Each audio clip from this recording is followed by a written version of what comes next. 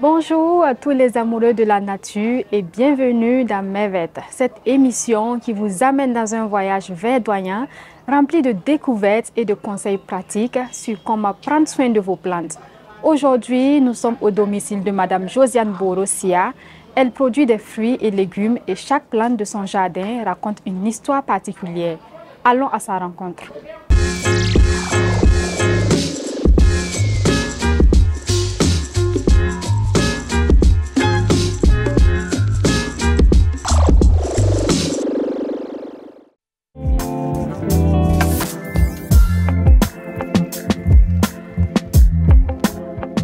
Bonjour Madame Bolo. Bonjour Madame. Comment vous allez? Ça va et vous? Oui, ça va bien. Ok, Dieu merci. Ok, c'est Agribusiness TV.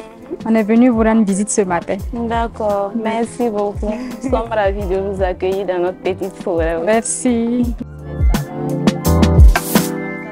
Ici, nous avons une des plantes aromatiques que j'aime bien à cause de son odeur. Et l'odeur est très forte quand c'est naturel. Vous pouvez toucher, voir, vous pouvez sentir. Et puis ça sent très bon. L'odeur est très forte tout simplement parce que c'est naturel. Et quand tu enlèves là et tu payes pour le marché venir, il y a une très grande différence. Ça c'est la plante araignée. C'est assez ici parce qu'on dit que ça purifie l'air. Ça, c'est l'Isoria aussi. Pareil. J'ai vu qu'elle avait des vertus spirituelles, difficiles à expérimenter. Donc, je m'en tiens à ce qu'on a dit. C'est une fleur aussi décorative.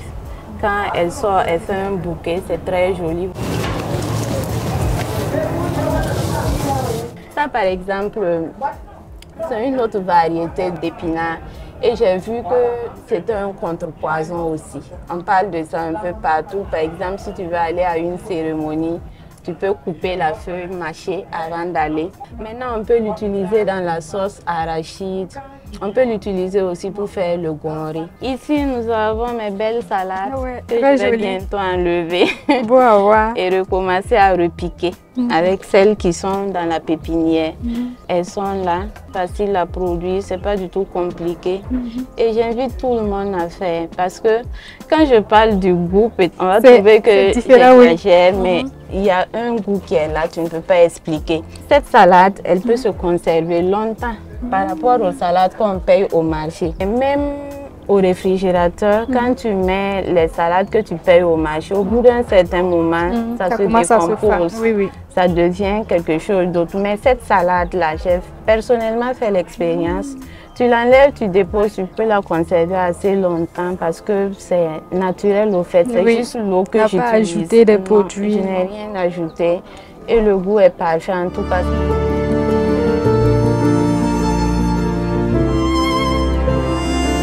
Je m'intéresse à tout ce qui est plantes, tout ce qui est fleurs, tout ce qui est fruits. Donc en grandissant, je me suis lancée, j'ai essayé et voilà. Ça a donné.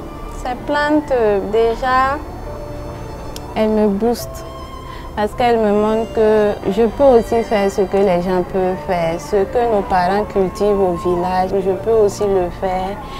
J'aime beaucoup quand les enfants s'y intéressent. Les jardins à domicile. Le soir, après le boulot, quand je rentre, on essaie d'arroser ensemble parce qu'avec le soleil, c'est pas évident. Par exemple, quand tu l'arroses en pleine 12 heures, ça peut griller les feuilles et autres, la chaleur qui va se dégager. Il faut être très patient. Par exemple, avec la persil et la céleri qu'il faut planter, attendre par exemple plus de 2 semaines avant de les voir. Il faut vraiment être patient. Si tu n'es pas patient, tu risques d'aller et travailler encore le pot pour dire que voilà, ça n'a pas poussé. Pourtant, ça suit le processus. Souvent, on voit qu'au marché, il y a la tomate qui manque, il y a des oignons qui manquent, ça devient très cher. Mais si chacun de nous faisait ça, du coup, ça pouvait combler. C'est tout pour ce numéro de Mevet. Nous espérons que ce numéro a sémé en vous de nouvelles idées, inspirations et conseils pour faire de votre jardin un véritable îlot de verdure. Merci pour votre attention et à très bientôt pour un nouvel épisode.